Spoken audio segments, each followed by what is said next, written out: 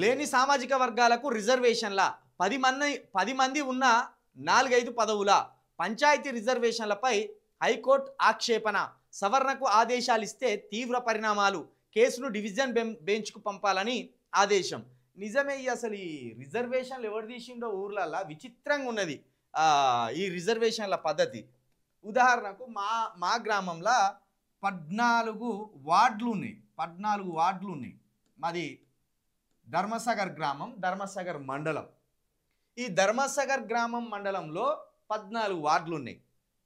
ఉదాహరణకు మా గ్రామంలో ఊరు ఇటు ఎడమ వైపున చివరన ఈ వడ్డెరవారు ఉంటారు.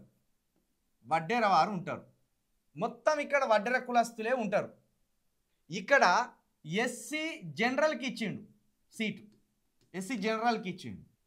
బీసీలు ఉన్న దగ్గర ఎస్సీలకు రిజర్వేషన్ ఇచ్చిండు. ఇక ఇంకా విచిత్రం, ఇక ఇటు చివర కుడివైపున క్యాథోలిక్ చర్చ్ ఉంటుంది మా ఊర్లో. అక్కడ మొత్తం మాదిగ వారు ఉంటారు. ఇక్కడ జనరల్ ఇచ్చిండు. ఇక్కడ బీసీలు ఉన్న దగ్గరనేమో ఎస్సీ జనరల్ ఇచ్చిండు. మొత్తం మాదిగ వారే ఉన్న దగ్గర జనరల్ ఇచ్చిండు. ఇక ఇటువంటి రిజర్వేషన్లు ఇచ్చిండ్లే, విచిత్రమైన రిజర్వేషన్.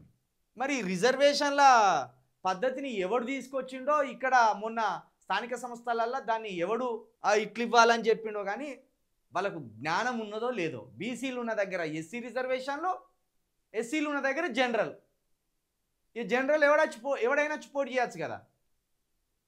ఇప్పుడు ఇక్కడ మొత్తం మాదిగ వారే ఉన్నారుగా, వార్డు మెంబరే కదా. 1 లక్ష రూపాయలు తీసుకొచ్చి మాదిగ వారి మీద గుప్పితే మన వాడోనికి వేసుకుంటే మన వాడకి ఎక్కడికత్తదని ఉండదు ఇక వాళ్ళకి ఆలోచన.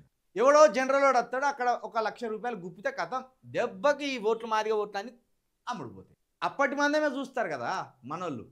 ₹6 అప్పటి మందం ఖర్చు వెళ్తే చాలనుకునే మనస్తత్వాలు ఉంటాయి, లోతైన ఆలోచనలు ఉండయి. ఒక ఓటు అటు వేస్తే దానివల్ల జరిగే అనర్థం ఏంది, ప్రమాదం ఏంది అనేది తెలియదు. కాబట్టి రిజర్వేషన్లు అనేది మరి ఎవరు తీసిండ్లో, ఇక్కడ ఏ పార్టీ జ్ఞానవంతులు తీసిండ్లో కానీ ఇలాంటి పరిస్థితులు అయితే నెలకొన్నాయి.